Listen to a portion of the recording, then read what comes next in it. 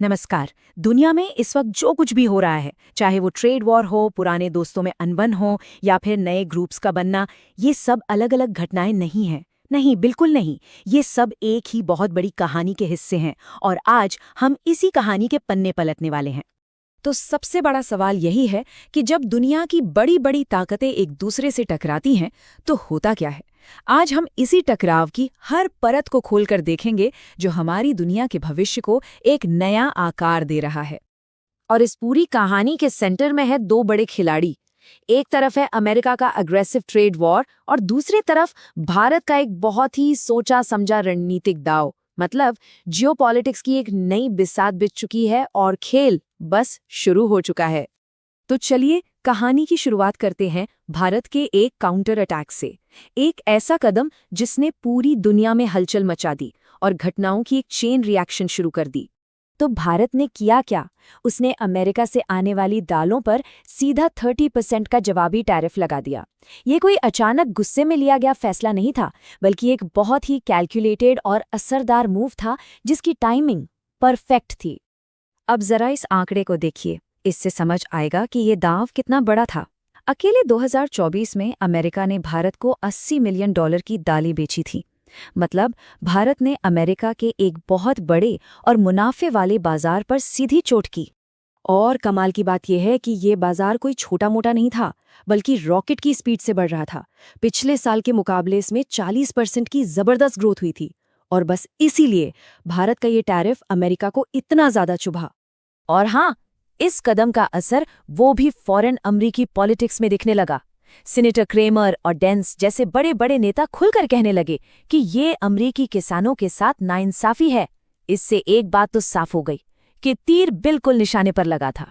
और यहीं पर इस मूव की असली जीनियस सामने आती है। ये सिर्फ एक इकोनॉमिक फैसला नहीं था, बल्कि एक पॉलिटिकल मास्टर स्ट्रोक था। देखिए, अमेरिका के किसान ट्रंप के सबसे मजबूत वोट बैंक में से एक हैं।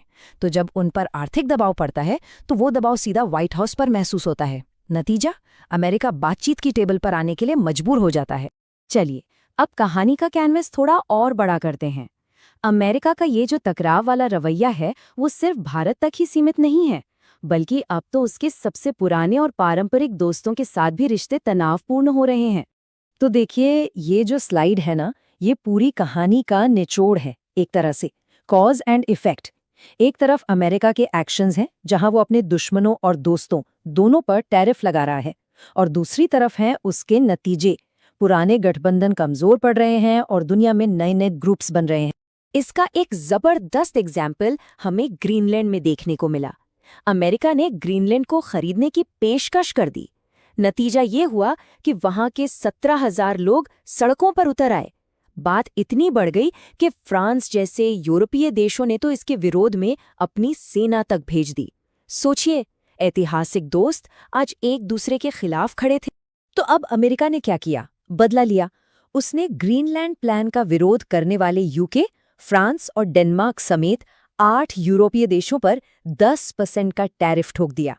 और मामला सिर्फ टैरिफ तक ही नहीं रुका। अमेरिका ने तो सीधा सीधा अल्टीमेटम दे दिया।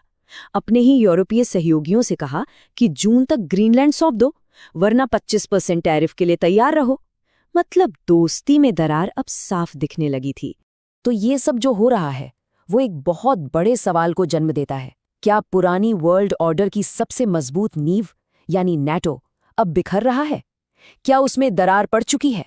ये जो लाइन है ना, नेटो अब नहीं रहा, ये अपने आप में बहुत कुछ कह जाती है। जब दशकों पुराने दोस्त एक दूसरे को धमकियां देने लगे और टैरिफ लगाने लगे, तो ये सिर्फ एक छोटा मोटे झगड़ा नहीं है। ये इस बात का सबूत है कि वर्ल्ड वॉर 2 के बाद बने जो बड़े बड़े संस्थान थे, वो अब अपनी पकड़ खो रहे हैं। देखिए, नेटो में ये जो दरार आई है, ये कोई एक दिन की बात नहीं है। इसकी जड़ें गहरी हैं। 2024 में रूस यूक्रेन युद्ध से इसकी शुरुआत हुई, जिसने सबके रिसोर्स पर दबाव डाला। फिर रूस पर लगे बैन की वजह से यूरोप में भयानक एनर्जी क्राइसिस आया। और अब ग्रीनलैंड विवाद ने इस दरार को और भी चौड़ा कर दिया है। आज हालत ये है कि नेटो के अपने मेंबर देश ही इसकी एकता पर खुलेआम सवाल उठा रहे हैं। और सबसे दिलचस्प बात क्या है पता है? ये सब जो हो रहा है वो कहीं ना कहीं रूस की एक सोची समझी ग्रैंड स्ट्रैटेजी का हिस्सा लगता है। पहले यूक्रेन पर हमला करो ताकि वेस्ट बैन लगाए, इन बैन्स से यूरोप की सस्ती एनर्जी सप्लाई बंद हो जाएगी, जिससे वहां महंगाई आसमान छूने लगेगी। फिर यूरोप मदद के लिए कर्ज में डूबे अमेरिका के पास जाएगा, जो मदद नहीं कर पाएगा, और नतीजा वेस्टर्न अलायंस अंदर से ही कमजोर हो जाएगा। अच्छा, एक सवाल ये भी है कि जब पुराने दोस्त आपस में लड़ रहे हैं तो भारत जैसी ताकतें चुप क्यों हैं? वो यूरोप की मदद के लिए आगे क्यों नहीं आ रही? इसका जवाब विदेश मंत्री एस जयशंकर के इस एक बयान में छिपा है। उनका कहना है कि यूरोप की समस्याएं दुनिया की समस्याएं हैं, लेकिन दुनिया की समस्याएं यूरोप की समस्याएं नहीं हैं। भारत जैसे देशों का मानना है कि यूरोप को दुनिया की याद तभी आती है जब उसे खुद मदद की जरूरत होती है। तो जब हम इन सारे डॉट्स को कनेक्ट करते हैं, इन सारी घटनाओं को एक साथ देखते हैं, तो एक नई, बिल्कुल साफ तस्वीर उभरती है। दुनिया एक नए पावर प्ले, एक नए शक्ति संतुलन की ओर तेजी से बढ़ रही है।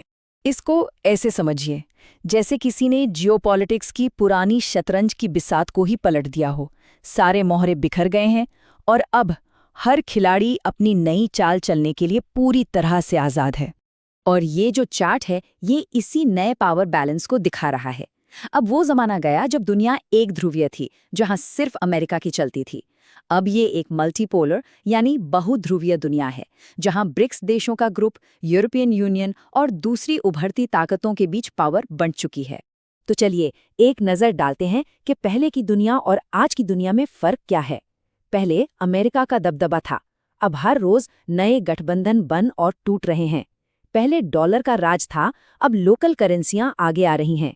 पहले नेटो और G7 जैसे संस्थान थे, अब ब्रिक्स और SCO जैसे नए संगठन उभर रहे हैं। अब हर देश अपनी आज़ाद विदेश नीति पर चल रहा है। तो आखिर में हम उसी सवाल पर वापस आते हैं, इस उथल-पुथल से जो नई दुनिया जन्म ले रही है, उसकी कहानी कौन लिखेगा? जियोपॉलिटिक्स का ये जो नया चैप्टर शुरू हो रहा है, इसका लेखक कौन होगा?